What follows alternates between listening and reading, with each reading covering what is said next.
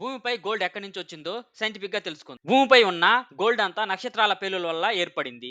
ఇవి సాధారణంగా super Noah లేదా న్యూట్రాన్ స్టార్ కొలిజన్ వల్ల ఏర్పడతాయి. ఒక నక్షత్రం లైఫ్ స్పాన్ తర్వాత ఐరన్ తో నిండిపోయినప్పుడు అది కొలాప్స్ అయి ఎక్స్ప్లోజన్ జరుగుతుంది. ఈ సమయంలో న్యూట్రాన్ పేలుడు జరుగుతుంది. దీనివల్ల గోల్డ్, సిల్వర్, యురేనియం వంటి హెవీ ఎలిమెంట్స్ ఏర్పడతాయి. 2017లో ఖగోళ శాస్త్రవేత్తలు ఒక న్యూట్రాన్ స్టార్ మెర్జర్ ను ప్రత్యక్షంగా గమనించారు.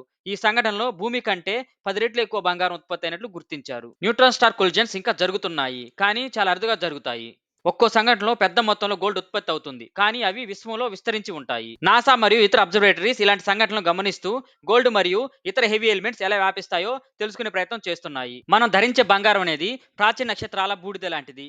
ఖగోళ శాస్త్రవేత్త జెన్నిఫర్ జాన్సన్ చెప్పినట్టు, You're holding the universe's ashes. నక్షత్రాల మరణం నుంచి గ్రహాల ఏర్పాటుకు బంగారాన్ని కేవలం విలువైనదిగా కాకుండా ఆధ్యాత్మికంగా గొప్పదిగా చేస్తుంది. ఈ వీడియో మీకు నచ్చినట్లయితే లైక్ చేయండి. Thanks for watching. మరిన్ని సైన్స్ వీడియోస్ కోసం మార్గదర్శి తెలుగు ఛానల్ సబ్స్క్రైబ్ చేయండి.